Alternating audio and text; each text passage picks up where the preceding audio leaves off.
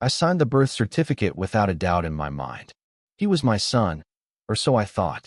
But when the DNA test came back, I discovered a betrayal so deep it destroyed 2 generations of my family in one night. And at my father's birthday party, I exposed everything. Before we continue, thank you so much for your support. Every like, comment, and view means the world to us. We're on a mission to reach our first 1,000 subscribers, and we'd love for you to be part of that journey.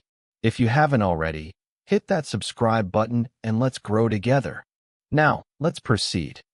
I see it, the hospital room, the sterile smell, the weight of the pen in my hand as I sign my name on that birth certificate. Claire lay in bed, exhausted but radiant, our newborn swaddled in a blue blanket. I didn't think twice. Of course he was my son. The idea that I needed proof felt insulting. I trusted her completely. When I scrawled my signature across that form, it felt like sealing a promise I would keep for the rest of my life. For years, I wore fatherhood like a badge of honor.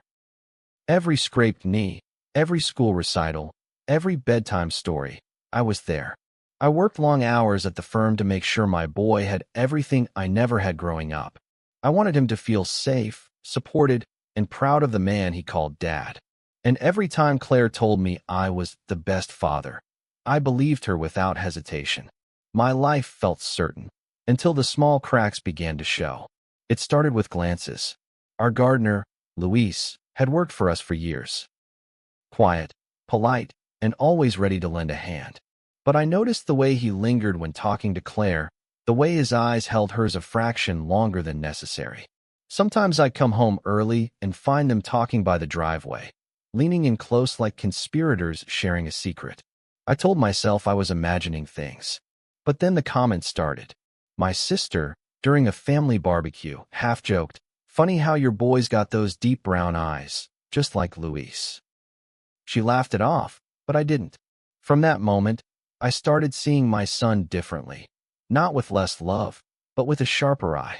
His skin was darker than mine, his hair tighter, his nose more angular. I couldn't unsee it. The unease grew into a thought I couldn't push away. And then came the Saturday I came home early from a meeting. Luis was in the kitchen fixing something under the sink.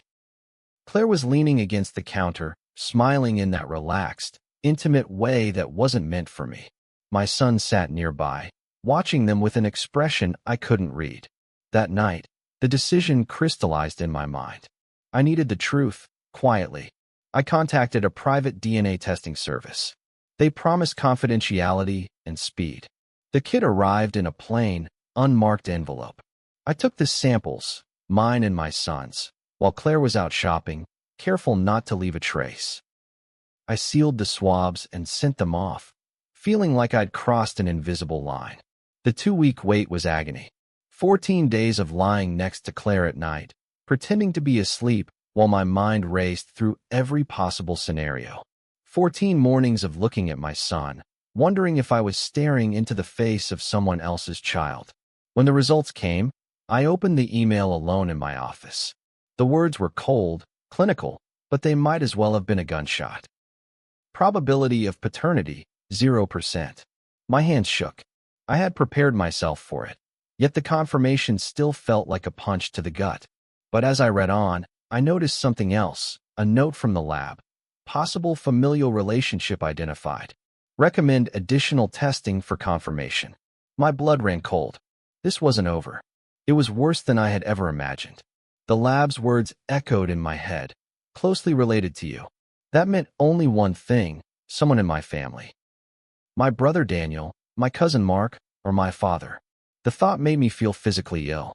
I had suspected Luis, an outsider, a man who could be easily cut from our lives. But this was a betrayal that came from within, a fracture in the very bloodline I thought I could trust. I needed confirmation. Quietly, I ordered another kit, this time with 2 extra collection swaps. Daniel was the first to fall into my plan. He came over that weekend to watch the game, as he often did. While he was in the bathroom, I swabbed the rim of his beer bottle, slipping the evidence into a sealed bag. He returned, none the wiser, joking about the score while I sat there smiling like I hadn't just stolen a piece of his DNA. My father was more complicated. He was a proud man, the kind who noticed if you so much as moved his coffee mug. I waited until our regular Sunday dinner at my parents' house. As expected, he poured himself a glass of red wine.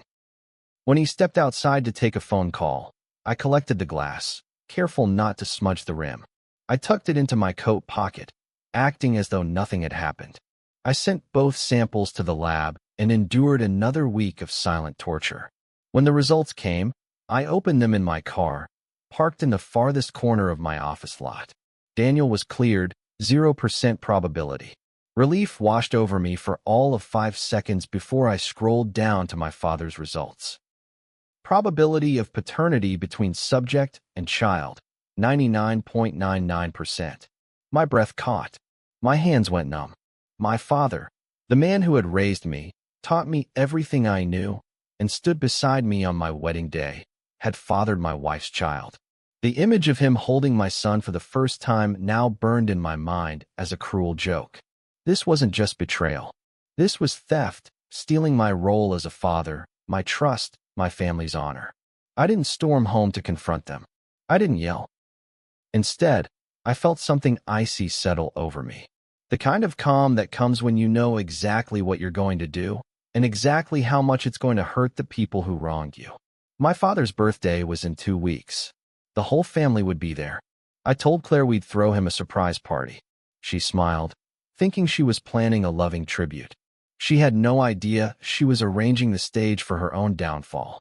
The hall was full that night. Relatives, old friends, family friends who had known me since childhood.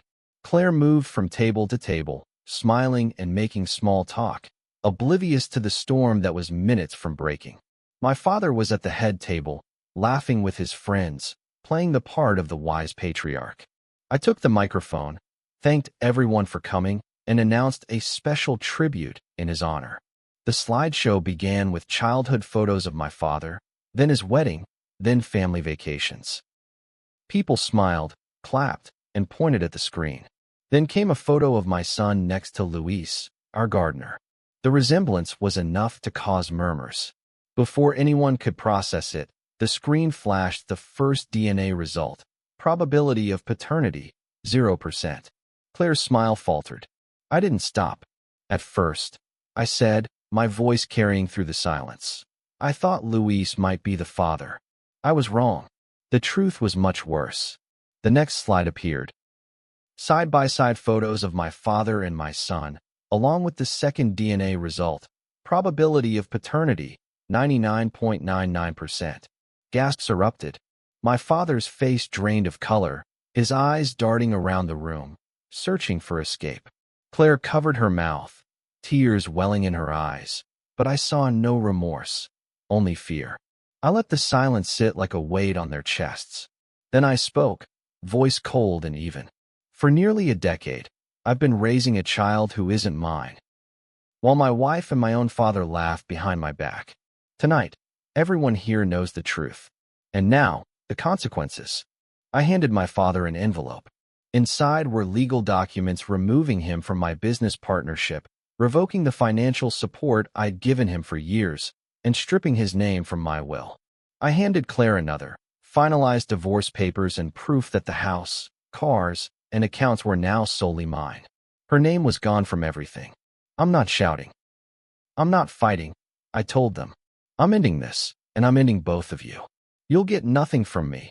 No money, no contact, no redemption. You've stolen enough. I walked out, leaving the whispers, the stares, and their shame behind me.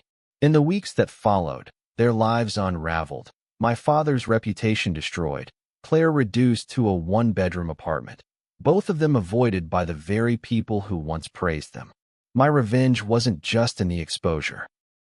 It was in knowing they would live every day under the shadow of that night, with no way to rewrite the story.